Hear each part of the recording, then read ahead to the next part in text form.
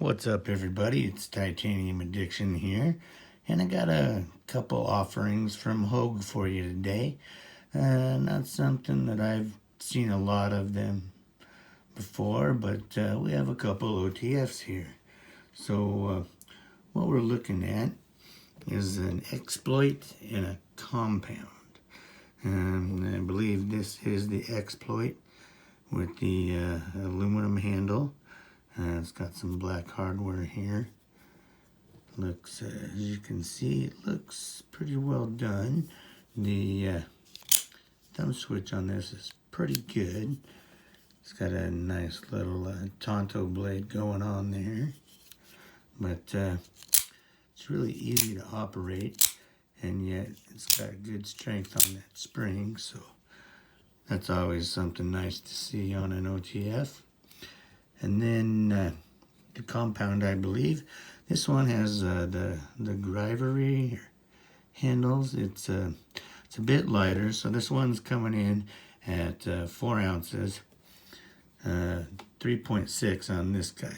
They both have a 3.5-inch blade, and I apologize, I can't give you a little better measurements on that, but I don't own any digital calipers, and those are the only kind I can read. So if anyone wanted to donate any, they'd sure be welcome for the channel. This has the nice little kind of camo pattern there. You can feel the difference in the weight. This has a clip point blade, and it's actually pretty nice. I believe it's both S30V on each one. But again, it's got good spring retention. It kicks that blade right out there. But overall, I think they're pretty well done. The pocket clip works out well. It does have T6 for the screws, it looks like, which is all right, but it's always nice to see something a little bigger. Just, T8s or above seem to be really nice. But so let's give them a quick size comparison here. If I have enough space, we'll move these up here. Now, I think it's probably the angle of the camera, but this one does look on camera quite a bit bigger, but it's not really. It's almost exactly the same size. They both have the 3.5-inch blade. I believe this one is just a hair smaller, with an 8.3-inch or a 4.3-inch handle, and a 4.4-inch handle on that one. But here's a Benchmade 940 to compare it to. So as you can see, it's pretty decent, standard size.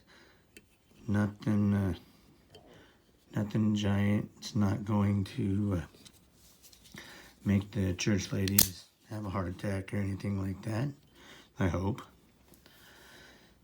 And so that's kind of what we're looking at there. If you want to give it a little comparison to something bigger, we do have a Liangba eraser.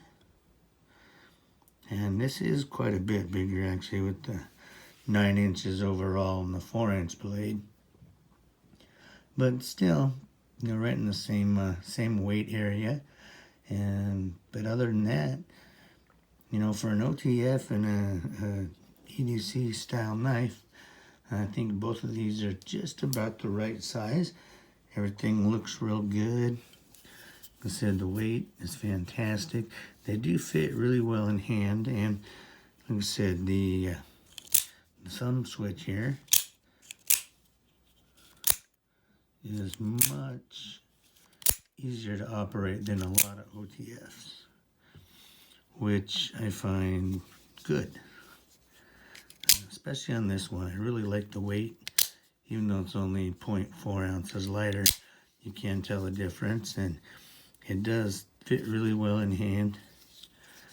You know, I just bought my son an Ultratech, and the handle on that, it's, you know, there's no complaints there either, but it does seem to be just slightly skinnier, not, you know, not quite where I'd like it to be.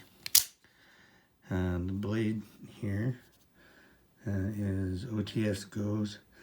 Of course, it is off to one side a little bit. It's just the nature of the construction of an OTF, unless you're talking about a bench-made OTF.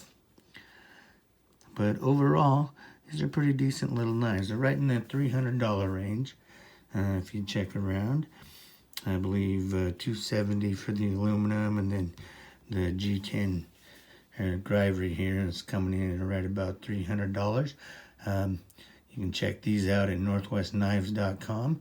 They were kind enough to loan us this for the video, and like I said, it's a little something different that I'm not used to seeing from Hogue, other than pistol grips. But here we are. So if you like OTFs, jump in the comments down there. Let me know what you think. If you have one, I'd like to hear about it. And if you want one, feel free to ask questions, or just jump in. We'll talk about it. Other than that, until next time, everybody have a great day.